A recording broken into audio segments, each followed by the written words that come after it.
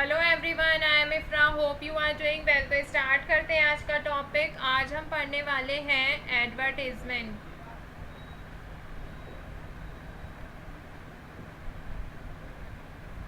Advertisement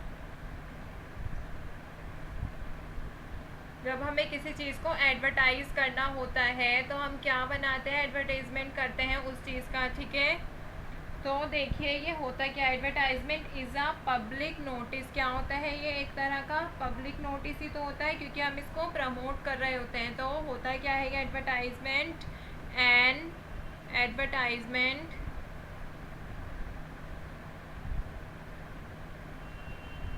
is a public notice, और क्या बोल सकते हैं, प्रमोशनल अनाउंसमेंट की जाती है इसमें।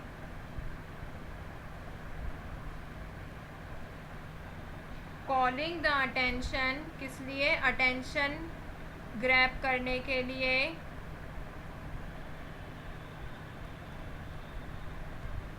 ऑफ द पब्लिक, किसके? पब्लिक की अटेंशन ग्रैब करने के लिए। ठीक है, और ये कैसा हो सकता है? रिगार्डिंग वेरियस प्रोडक्ट्स से रिलेटेड भी हो सकता है ये, सर्विसेज से रिलेटेड भी हो सकता है, या फिर क्या बोल सकते हैं, कोई जगह वेकेंट है, जैसे ऑफिस में वैकेंसी होती है, या फिर कोई रूम वेकेंट है उसको किराए पर देना है, तो उसके लिए भी हो सकता है। तो एडवर्टाइजमेंट के अलग अलग पर्पस होते हैं। बस आपको इतना याद रखना है क्या होता है ये पब्लिक नोटिस होता है, ये न्यूज़पेपर में पब्लिश किया जाता है। ठीक है, इसका मेन एम क्या होता है? अट्रैक्ट करना, किसको? पब्लिक को, उनके अटेंशन को अट्रैक्ट ग्रैब करना होता है। ठीक है, ये बहुत ज़्यादा अच्छा टूल होता है प्रमोट करने के लिए सेल को या फिर एडवर्टाइजमेंट रिक्वायरमेंट्स को। ठीक है, इसमें हम क्या करते हैं, देखिए अभी मैं आपको लिखवाती हूँ आगे क्या क्या चीज़ें हमें ध्यान में रखनी चाहिए जब हम एडवर्टाइजमेंट राइटिंग कर रहे होते हैं। तो फर्स्ट चीज़ क्या है कि ये शॉर्ट होना चाहिए। Keep it short and simple. Short होना चाहिए और सिंपल होना चाहिए। ठीक है, इसमें कम से कम वर्ड्स में हम अपनी ज़्यादा से ज़्यादा बात को लिखते हैं। ठीक है, लॉन्ग सेंटेंसेस एडवर्टीजमेंट में कभी होते ही नहीं है। ठीक है, फिर क्या होता है? कैची हेडलाइंस।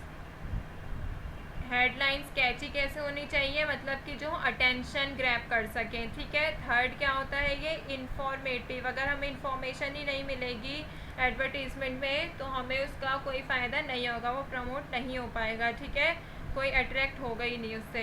फिर फोर्थ क्या होता है? आइडेंटिफाई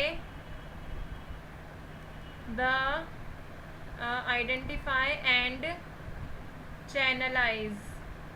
अभी बताती हूँ ये इसमें क्या कह रहा है। आइडेंटिफाई एंड चैनलाइज, तो हमें हमेशा आइडेंटिफाई करना चाहिए किसको? टारगेट ऑडियंस को, कि ये एडवर्टीजमेंट है किसके लिए, उसी जगह पर एडवर्टाइज करना चाहिए। ठीक है, और ये क्या है? चैनलाइज, मतलब कि जिनके लिए है उनको ये मैसेज एफिशिएंटली पहुंचना चाहिए। ठीक है, फिर फिफ्थ पार्ट क्या होता है कि लैंग्वेज का कौन सी का यूज़ करना है।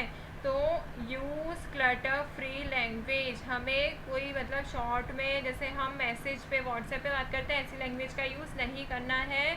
नो एब्स्ट्रैक्टिव कॉन्सेप्ट्स आने चाहिए, या फिर ना ही इसमें जार्गन्स होने चाहिए। नॉर्मल शॉर्ट सिंपल सा रहना चाहिए। ठीक है, तो हमने यहाँ पर क्या देखा है? ये things to remember in advertisement writing, ये सब चीज़ें ध्यान रखनी चाहिए। ठीक है, अब आगे बढ़ते हैं types of advertisement.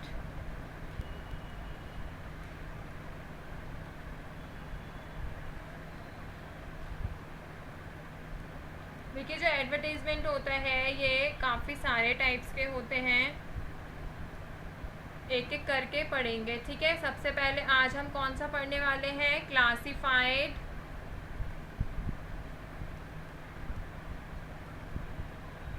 Advertisement, advertisements. ठीक है, तो देखेंगे क्लासिफाइड एडवर्टाइजमेंट कैसे होते हैं, इसका मतलब क्या होता है, इनमें कौन कौन सी कैटेगरी होते हैं। टाइप्स ऑफ एडवर्टाइजमेंट में क्या होता है, 3-4 तरीके के होते हैं और उनको कैटेगरी वाइज डिवाइड कर रखा होता है। तो क्लासिफाइड एडवर्टाइजमेंट में कौन सी कैटेगरी के एडवर्टाइजमेंट आते हैं, आगे देखते हैं। These kinds of advertisement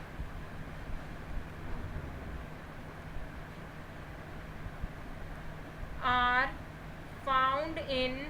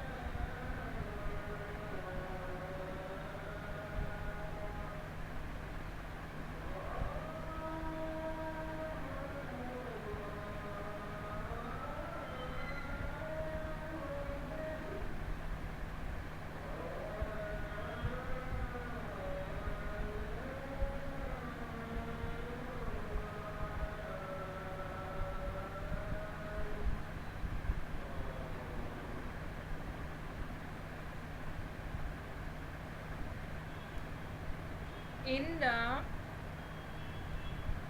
classified columns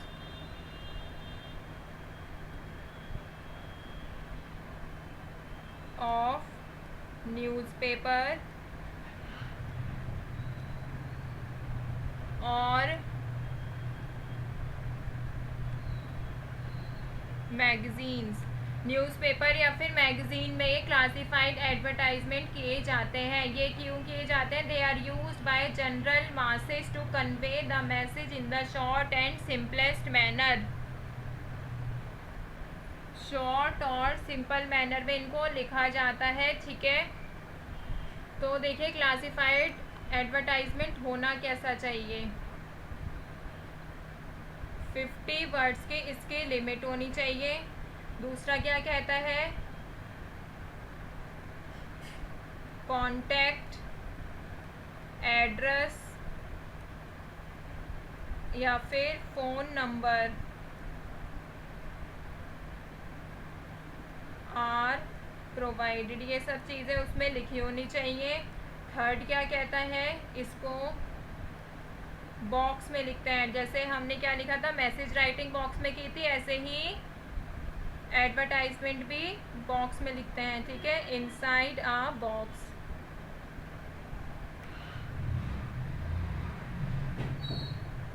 फिर अभी बात आती है कि इसमें कौन कौन से एडवर्टाइजमेंट आ सकते हैं। ठीक है, यहाँ पर लिखते हैं कैटेगरी ऑफ क्लासिफाइड एडवर्टाइजमेंट।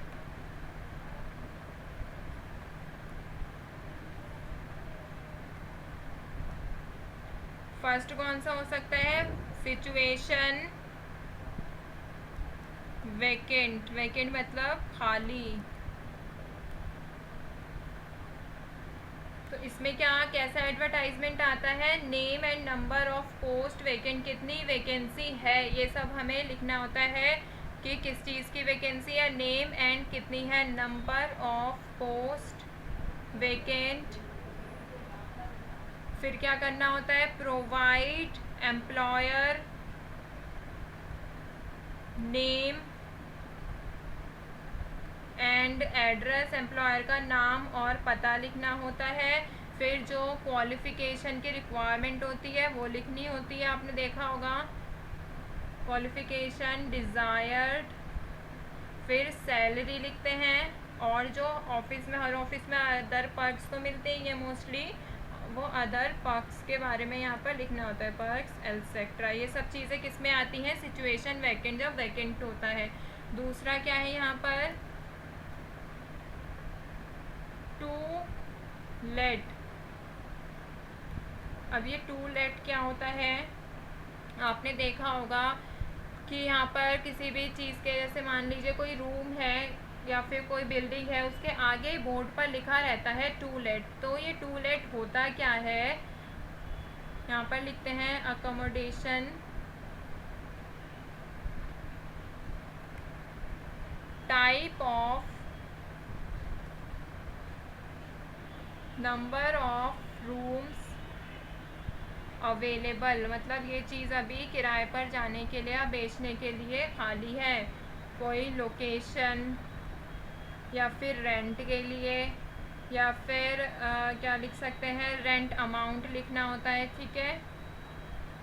क्या लिखेंगे फिर? कॉन्टैक्ट की डिटेल्स लिखेंगे एल्सेट्रा। जब हमें कोई चीज़ किराए पर देनी होती है, बेचनी होती है, तो हम क्या क्या लिखते हैं कि वो कैसी है, कितने रूम है उसमें अवेलेबल, क्या लोकेशन है, रेंट अमाउंट कितना है, कॉन्टैक्ट नंबर लिखेंगे, ठीक है। फिर थर्ड आता है इस पे सेल ऑफ प्रॉपर्टी और ऑब्जेक्ट, कोई चीज़ हमें बेचनी हो या फिर किसी प्रॉपर्टी को बेचना हो, तो हम क्या लिखते हैं इसके अंदर? स्पेसिफिकेशन ऑफ सब्जेक्ट की वो कैसा है, यहाँ पर लिखती हूँ मैं स्पेसिफिकेशन ऑफ सब्जेक्ट्स,